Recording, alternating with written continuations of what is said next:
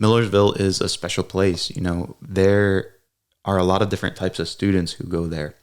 And there was a kid who went to Millersville once who was first in their family to go to college. Kid came from a broken home, was on free or reduced lunches in high school, you know. Instead of falling through the cracks, Millersville is able to get kids like that to graduation. And this student in particular, after graduating, now travels the world teaching English in Hungary and Poland and Germany. And the reason that Millersville means so much to me is because that kid who went to Millersville that I'm talking about was actually me. Houston, Texas. This is the What's Next podcast, Houston's #1 platform where I invite creators to share their journeys and give us a depiction of their visions. Most importantly, the last question I'll ask is, what's next? John Ross Dike I. My brother came into town, y'all. And creator of the What's Next podcast, dropping every Tuesday at 6 p.m. Central Standard Time. My brother JR is here. Let's go. Yo, it feel like 95. Sachi on my body. Biggie, Jigga, Puffy. All that ballin' is a hobby. And I'm wildin' in my wallet. Yes. Them valleys, Yes. them Pilates. Yes. More weight, get you more wet. Houston, Texas. Lancaster, Pennsylvania. Welcome to episode 134 of the What's Next podcast, a production of Still Visionary Inc. That's WHATS, no apostrophe, NEXT, exclamation, question mark. The What's Next podcast, a production of Still Visionary Inc. This is a creative story. And there was no way possible that my brother for over 17 years, yes, 17 years, could come to Houston, Texas, hang out with me before his big day in July, and we not podcast. Welcome to the What's Next podcast, man.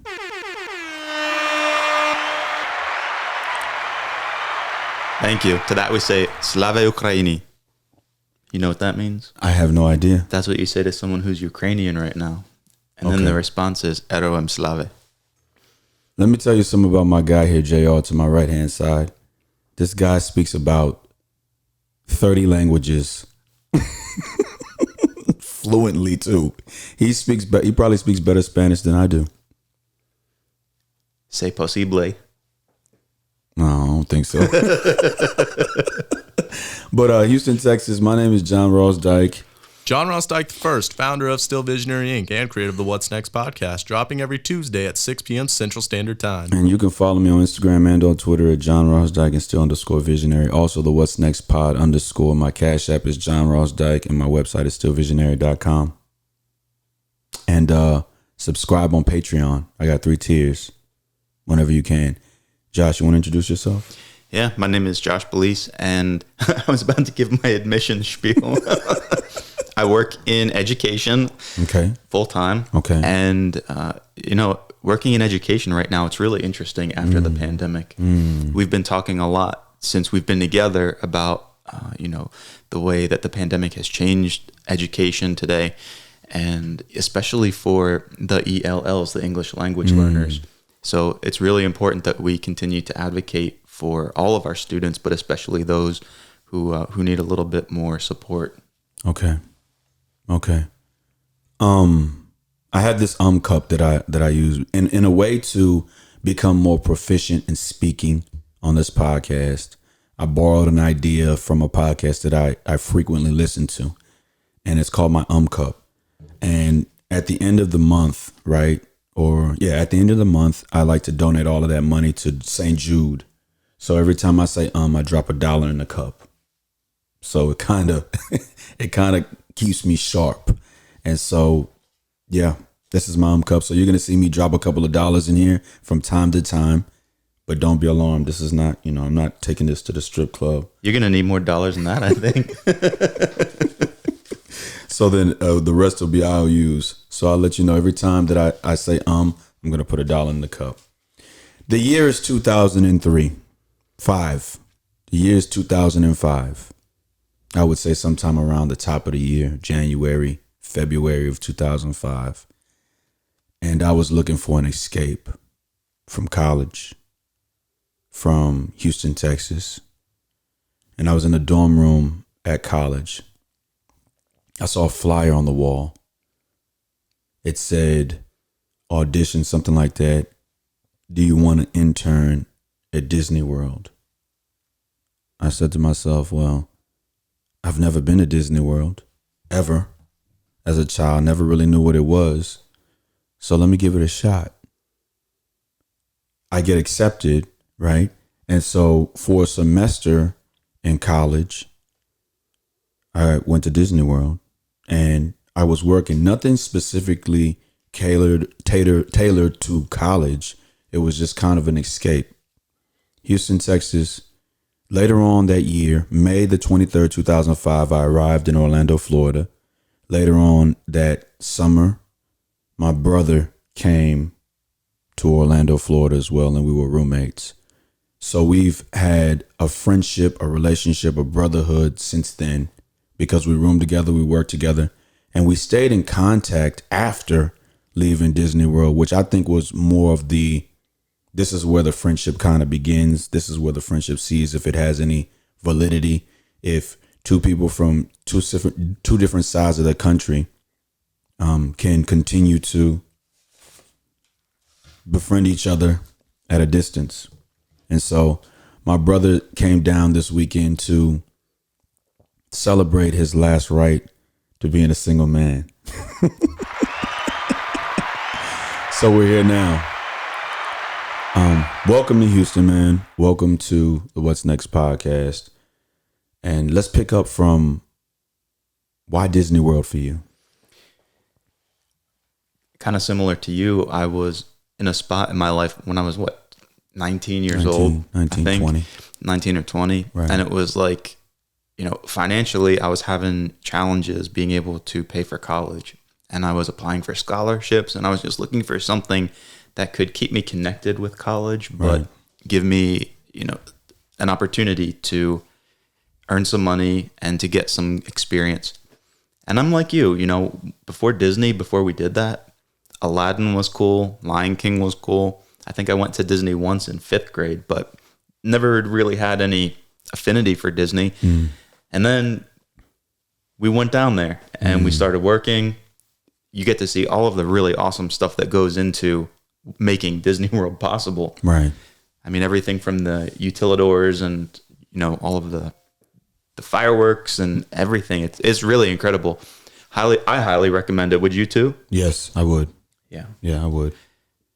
Keep going. But now they have the new housing and, the housing that's being built today for younger people, for students in college. There's a lot more privacy involved with that. For us, we were 6 guys sharing a 3-bedroom apartment. Right. They had us packed in there like sardines. Exactly. They had us packed in there like sardines. 4 of us sharing a bathroom. It was, so you really got to know the people that you were living with, that you were working with. Right. And that honestly, that's one of the reasons why I think our friendship has lasted so long, because during that time I got to see how hard of a worker you are. And I know everybody behind the camera can't see this, but you've got a lot of stuff that you're working on here. You're hustling, man. Right. So, that just your work ethic and how much you care about the people in your life, that's something that when I think of JR, John Ross, I'm thinking, this is a guy who cares. Whoever he is spending his time with, these are people that he cares about. No doubt. Whether it's friends, family, viewers.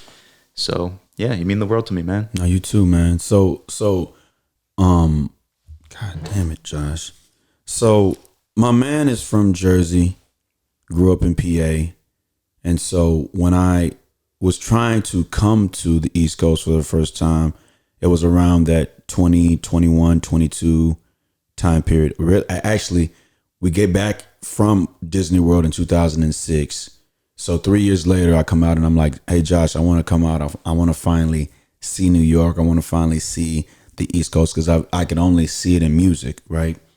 And so I fly out we ended up in Philadelphia. We see Philly. I'm going to run out of money, like you said. We see Philadelphia, and I forget the rest. But we see Philadelphia.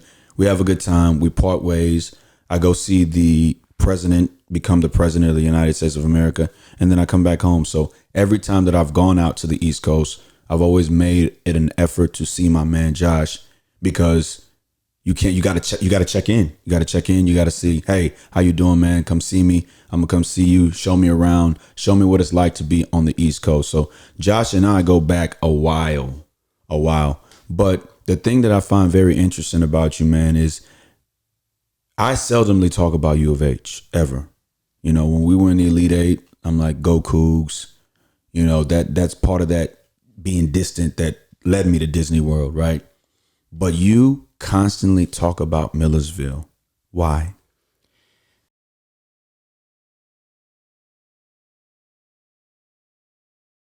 Houston, what's going on? Welcome to my Patreon page. You've been asking, JR, what's going on with the podcast? Well, starting March the 15th, 2022 at 6 p.m. Central Standard Time, full episodes of the What's Next podcast will be exclusively available on Patreon. You being here means one thing, that you're in support of me, Still Visionary Inc., and the What's Next podcast. So I'd love it if you subscribe to one of my 3 tiers. I do what I do for myself to prove that I can do it for others. See you on Patreon.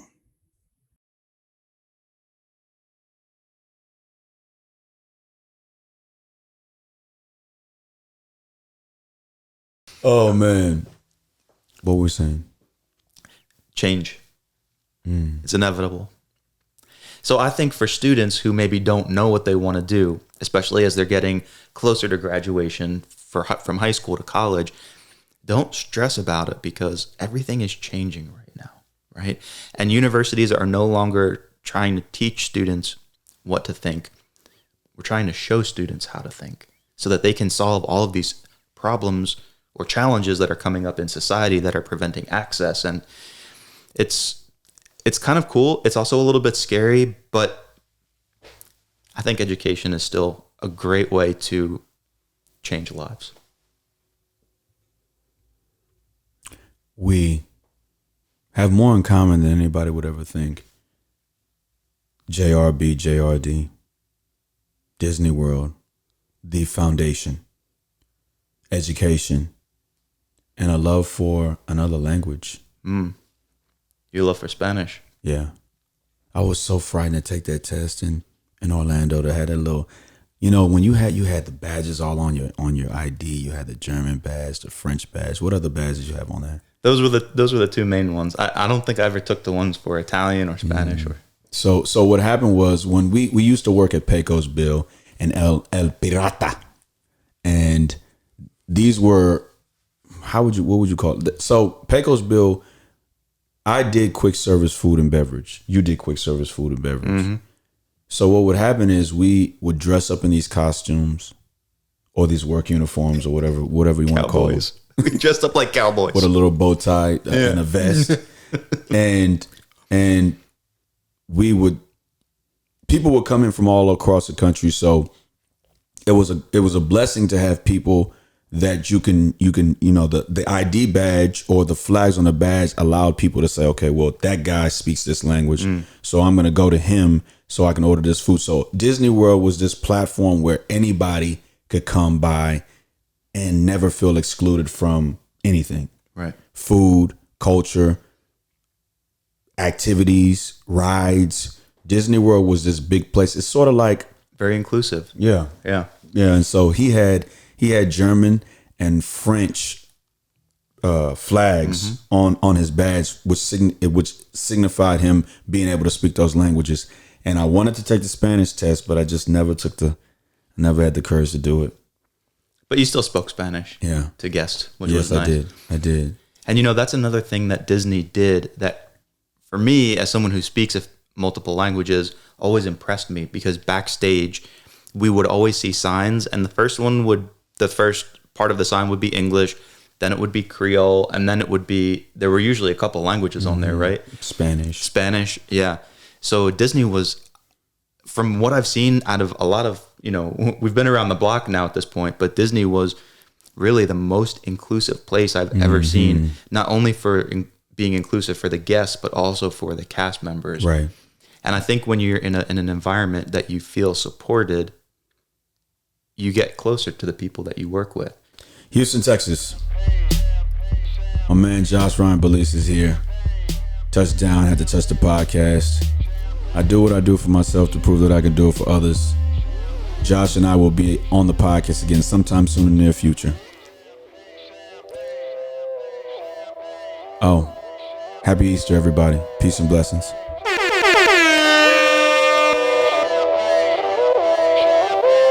Yo, I feel like 95. Sachi on my body. Baby, chicken puffy, all that ballin' is a hobby. John Ross Dike II, founder of Still Visionary and creator of What's Next podcast, dropping every Tuesday at 6 p.m. Central Standard Time. My crystal ball, I see crystal. I crystal y'all with that. I saw the sign like Ace of Spades. That Ace of Spades get crazy like cheers to the mighty God. The Willie nigga. We buy them bottles and then they spill these liquors. Yo, salute my dude. I see you, dog. 5 bottles, 1 dick. Why I need 2 bras? I know I'm out of line, but love is shower time. You know it rose rain when your cloud is nine. This a private party. Been on my dick too John Ross long. Dike No I, breath founder on of Still private Visionary party. and You gon' be creator of nice and What's naughty. Next podcast, These dropping walls on every priceless Tuesday at 6 arty. p.m. Central This Standard the Time. upper crust. Fuck is up. John Ross Dike I, founder of Still Visionary and creator of What's Next podcast, dropping every Tuesday at 6 p.m. Central Standard Time. John Ross Dike I, founder of Still Visionary Inc. and creator of the What's Next podcast, dropping every Tuesday at 6 p.m. Central Standard Time.